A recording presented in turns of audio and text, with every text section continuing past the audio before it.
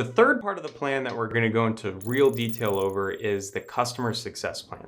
And most importantly is going to be the CSM and service carry plan, because this is going to help you understand how many hires you need to make in order to manage the business that you're anticipating bringing into the company.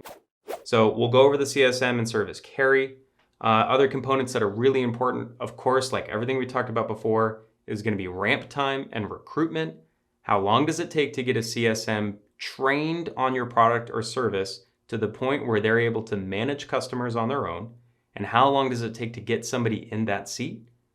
We're going to want to look at churn and contraction. What do you expect from the existing customer base to be retained over the course of the plan that you're putting in front of you?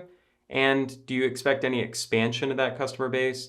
You're usually looking at net retention rate to give you an idea of that. And looking at historicals is always a good place to start. We'll want to look at any upsells as well. So any new products or features or things that you have to sell to the existing customer base. There's organic expansion, but then there's also net new products with net new sales. We'll also want to look at the referrals forecast. Customer success is often a major component in the SQL production plan. So referrals, testimonials, all of that activity with the existing customer base often feeds the SQL pipeline. And last is CS initiatives. What initiatives will take place that will unlock all of the things that we're talking about here? Are you setting up a customer advisory board? Are you planning customer events? Are you getting those customer testimonials? What initiatives are going to empower the team to achieve these goals? Okay, let's hop into a live CS carry example. Just like the other ones that we went through, we're going to make this a simple one. So we're going to make this a 4-quarter plan here. So Q1, Q2, Q3, Q4. Again, if you need to do this monthly, go ahead and do that monthly. Some assumptions. I'm going to give you a starting ARR of $8 million. And I already went back and did some analysis to see what the carry ratio is. So a CSM carry ratio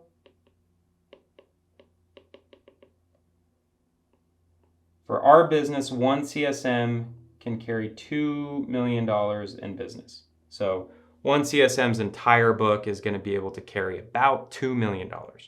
Now, something practically that you should look into, it may look different if you have enterprise CSMs versus SMB CSMs, or you have a pool of CSMs that can manage a book together.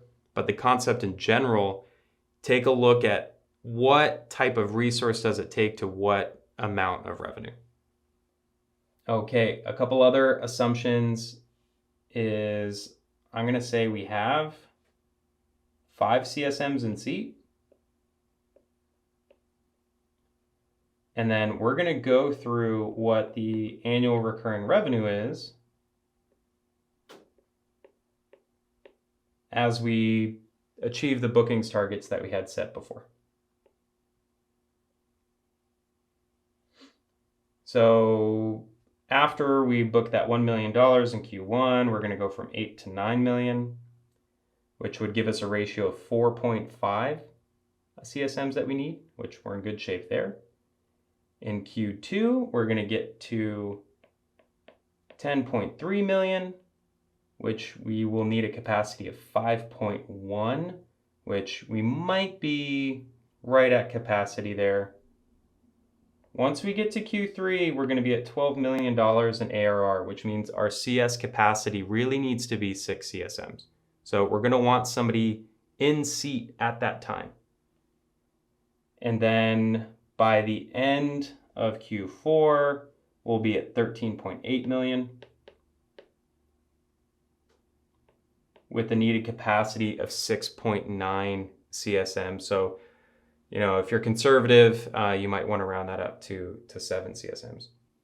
So we're going to need to add 2. Now, the question is, when do we need to hire them? And the other assumption we're going to make is ramp time is about a quarter.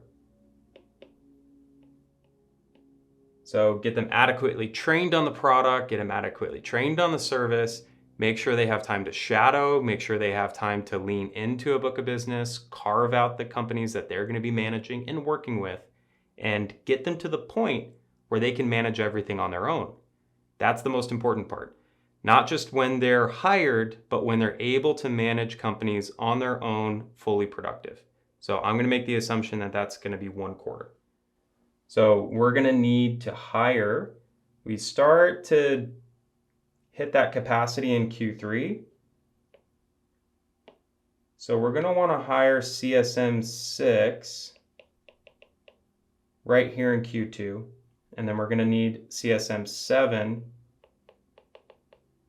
right there in Q3. So that way we have enough capacity at the right time to manage the book of business that's coming in. Now, a couple things to take note of. Just like with sales, take a look at your attrition.